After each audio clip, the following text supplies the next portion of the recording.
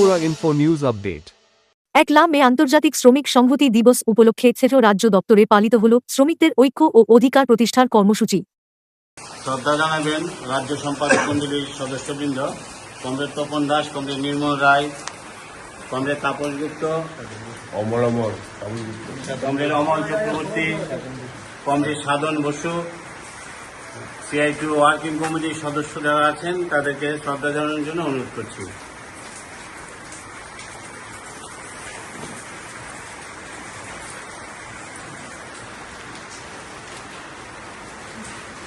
বিভিন্ন ইউনিয়নের যারা সম্পাদক সভাপতি আছেন সকলকে শ্রদ্ধা জানানোর জন্য অনুরোধ করছি।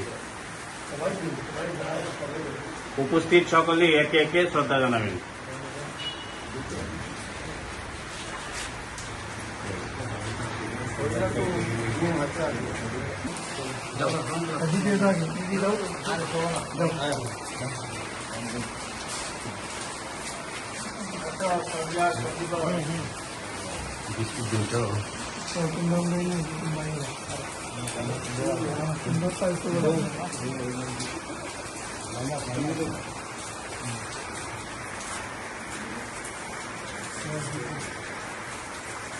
আন্তর্জাতিক সংহতি দিবস,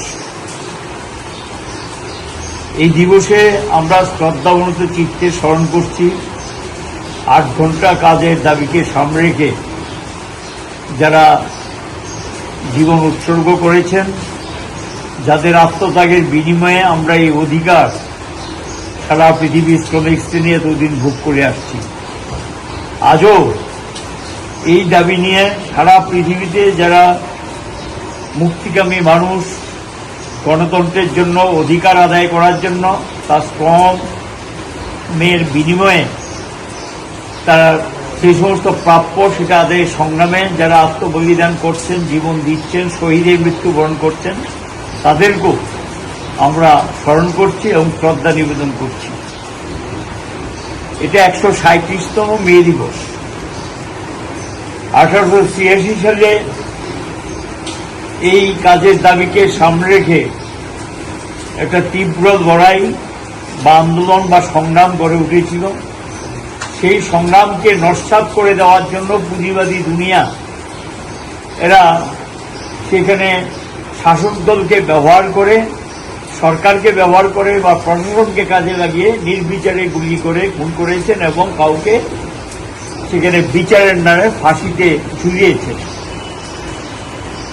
কিন্তু ভেবেছিলেন যে এটা করে অত্যাচার নিপীড়নের মধ্য দিয়ে শ্রমিক শ্রেণী আন্দোলনকে দমিয়ে দেওয়া যাবে, আর এই 8 ঘন্টার দাবি উঠবে না।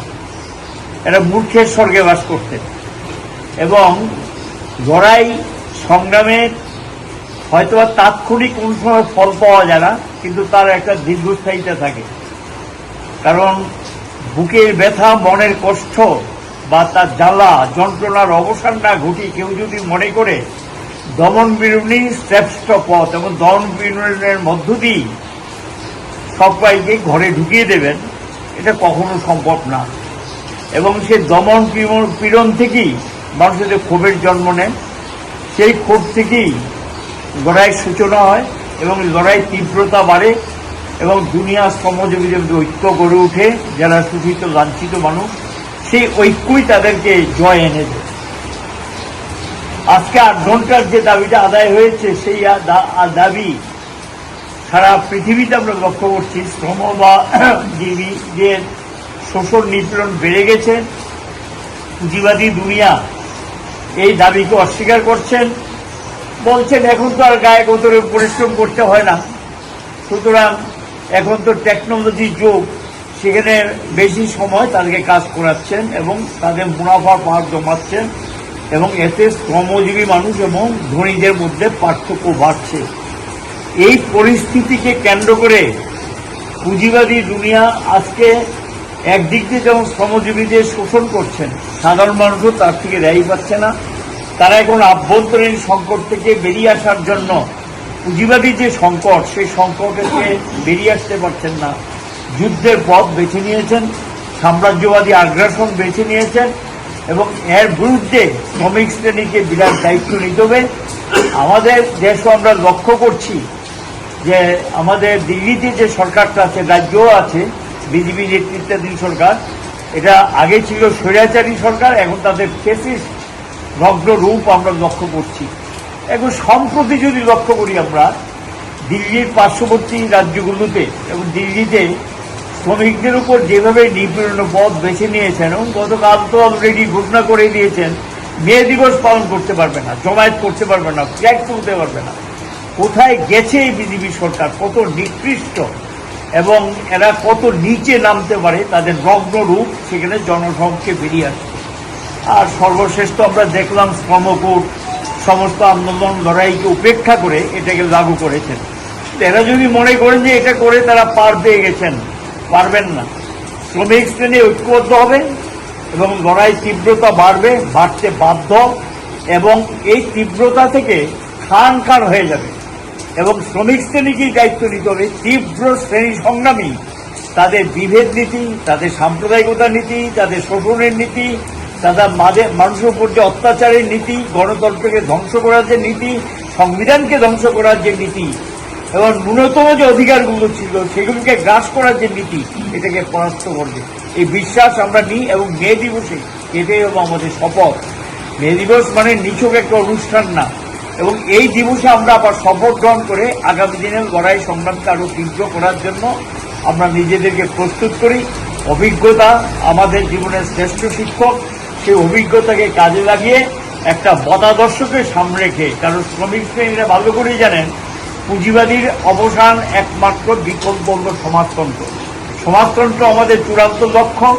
এই লক্ষ্যে পৌঁছতে গেলে আমাদের যে শ্রেণীগত চেতনা এবং শ্রেণী সংগ্রাম, এই তীব্রতা যত বাড়াতে পারবো তত বেশি তাদেরকে আমরা কোণঠাসা করতে সক্ষম হব।